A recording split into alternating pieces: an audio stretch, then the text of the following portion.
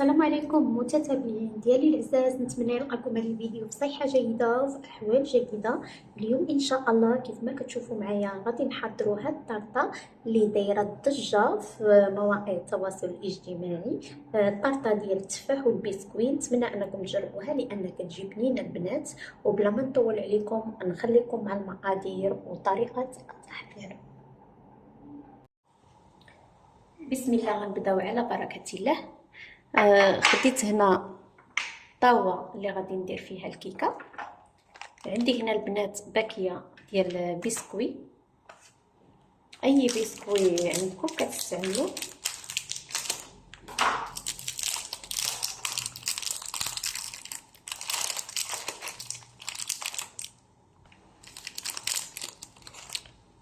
كنستفو البسكوي في الطاوة. بالنسبه للبنات للطاوة انا دهنتها بالزبده ودخلتها للفريغو. الا كان عندكم ورق الفرن كتستعملوا، انا غير السلاليه عليها ما استعملتوش.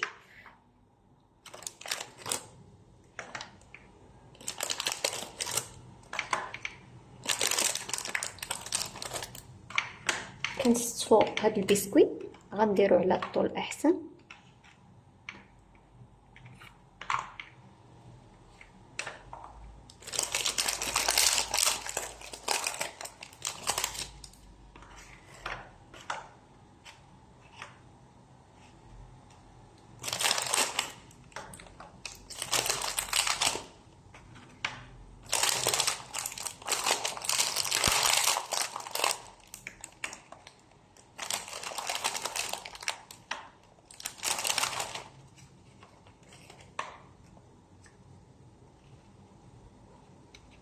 صافي البنات، انا غنستف هاد البسكوي ومن بعد نرجع لكم. صافي البنات، من بعد ما استفنا البسكوي خديت هنا واحد 4 تفاحات صغارين، قطعتهم قطع كيف ما كتشوفوا معايا على هاد الشكل. صافي وغادي نستفوهم في المول.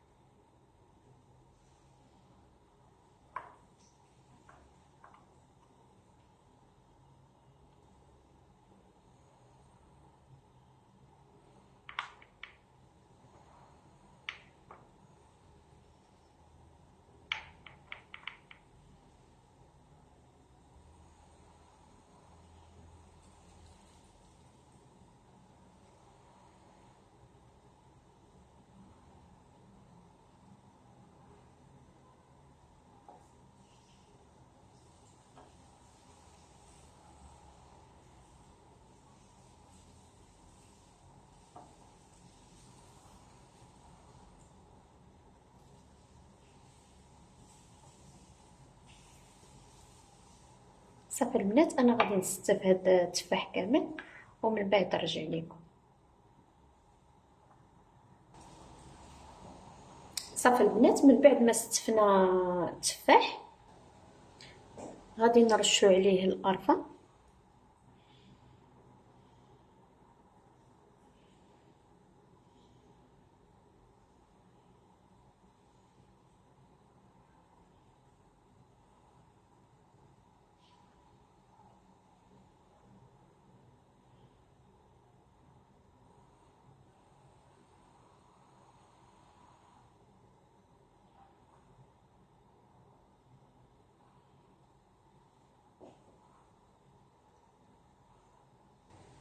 صافي البنات، وكنحطوه جانبا.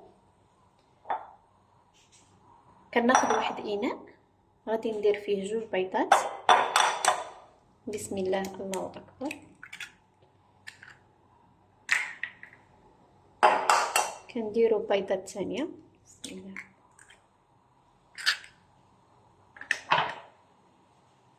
كنضيف نصف كأس ديال السكر،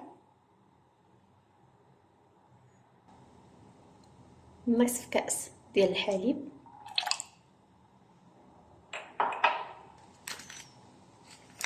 كندير واحد فاني ديال الزهر،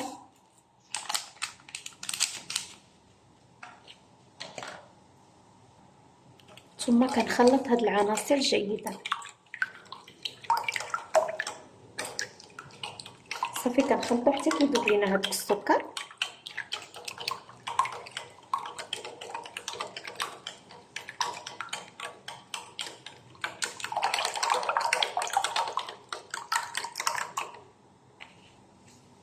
صافي البنات، من بعد ما خلطنا غادي ندير واحد الخماره من فئه 8 غرام اولا 7 غرام،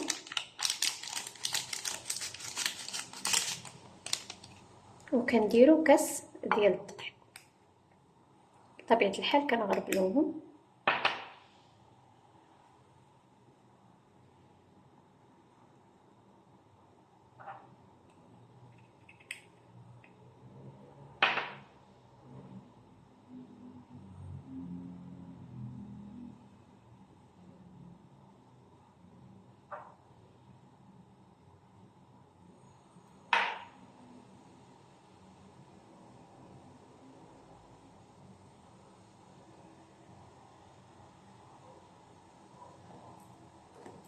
صافي كنخلطو.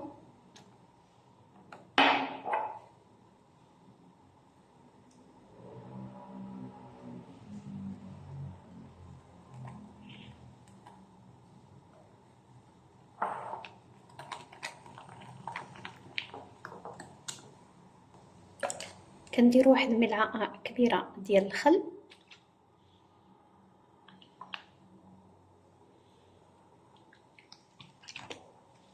صافي وكنعاودو نخلطو.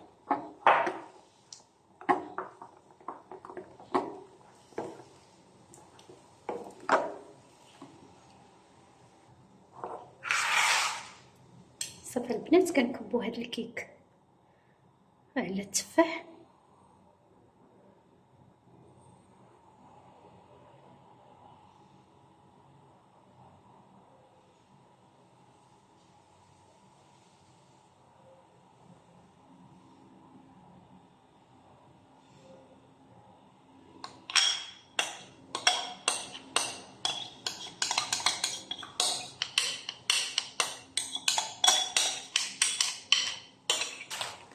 صافي البنات، من بعد كنرشو عليه اللوز إفيلي.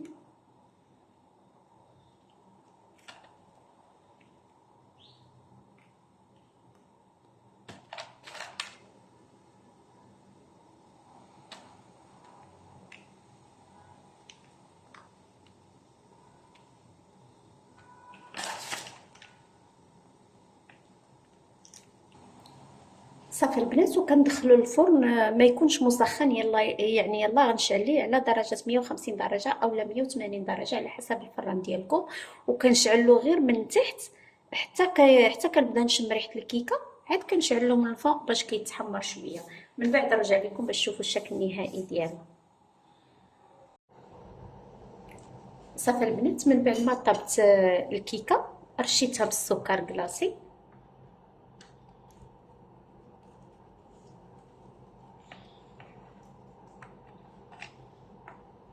صافي وكنقطعوها مربعات.